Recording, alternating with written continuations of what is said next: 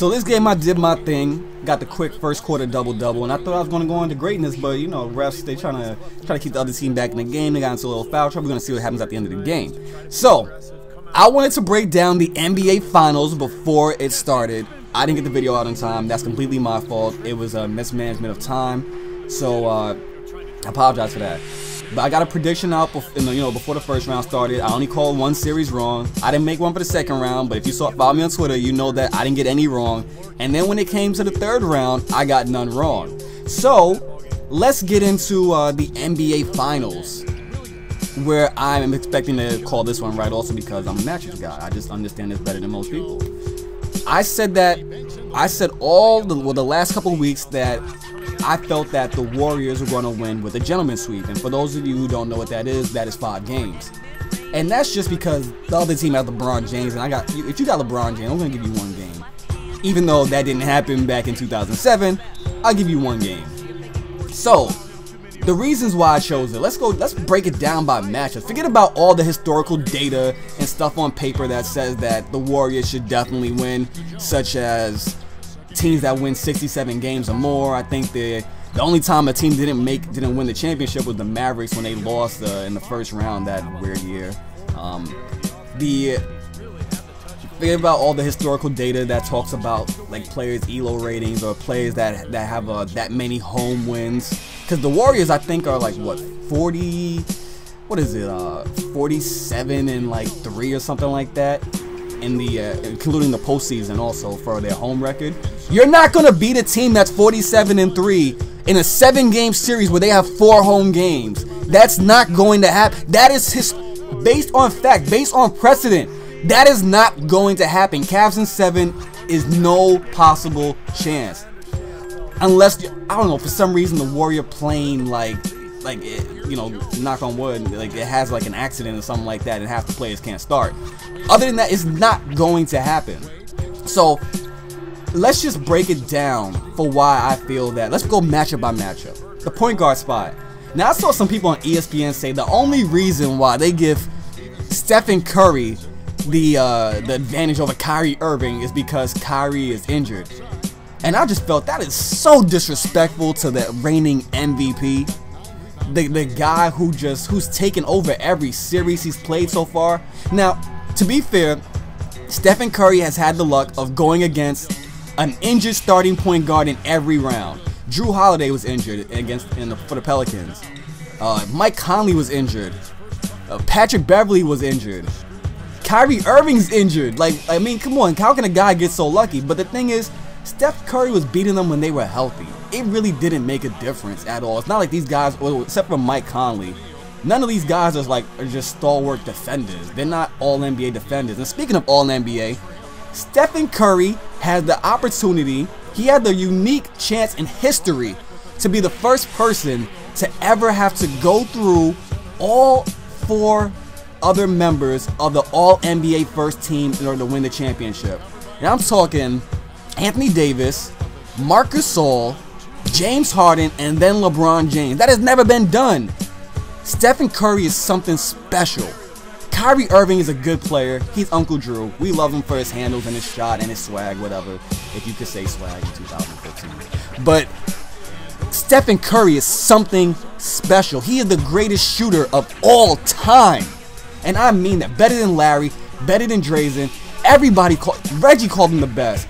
Steve Nash called him the best. Like, who else do you need for validation? This guy is just as good shooting off the dribble. He's good at putting the ball on the floor, dribbling it 3 times at least before taking a shot. His percentages are almost as high as his spot up. That's unprecedented. That is unprecedented. Greatest shooter of all time.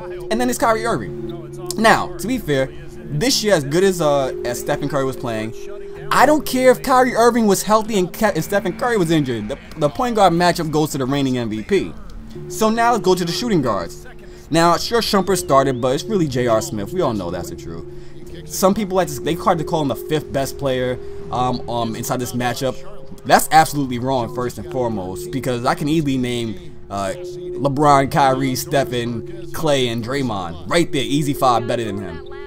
And J.R. Smith, he's been in the league for what, 10 years, longer, something like that. He didn't just become a different player because he spent the last couple months partying with LeBron James instead of partying with Carmelo Anthony. He's better, he's more mature, but he's not a completely different player that fast. So there's no such thing like a get-rich-quick scheme. So definitely Klay Thompson, who could play defense, he could play offense. This guy is without a doubt, he's borderline all-star. J.R. Smith is not even borderline 6-man anymore. So let's just dispel that rumor. The small forward, do I even have to say anything? We all know that goes to LeBron. You can combine Harrison Barnes, nice steal. And then a nice little crossover, get right past my man Mario Chalmers and dunked it hard on the break. But as I was saying, you can combine Harrison Barnes and Andre Iguodala, who was playing great defense. Don't let that 43 points fool you. LeBron didn't score that on, he didn't score that on Andre, trust me. But you combine them together, that's still not as good as LeBron James. LeBron James, the greatest player on the planet. He's inside the Mount Rushmore for most people. He's inside of the all-time discussions. People are saying that he's better than Larry Bird, which I have to agree with. So there you have to give that to LeBron James. So right now the Cavs are down 2-1. Then we could talk about Tristan Thompson, who had a nice few weeks inside the playoffs after Kevin Love got injured. Now that's a nice pass, wide open for 3 from behind the line, swish. But don't let these people fool you. Tristan Thompson's offensive rebounds may be nice, but Draymond Green was almost the Defensive Player of the Year. He got the most first place votes. Defensive Player of the Year runner-up versus a former bench player. And when I say former, I mean as recent as a couple of months ago. So this guy, a month ago. So don't get it twisted. Draymond Green is better than Tristan Thompson. More range. He's a tougher guy. He's stronger. Like, he's a better defender. He can get you a double-double every night also, plus 5 assists, plus like 2 steals, plus 2 blocks. What more do you, I mean, come on. You can't compare the two. Don't even start. And then lastly, the center matchup. Mozgov, another former Knick, because, you know, I'm a Knicks fan. You know, Knicks safe all the way. So this hurts my heart to see 4 Knicks players inside the finals. But this is a matchup where you have to give it to Andrew Bogut. He's a former #1 pick.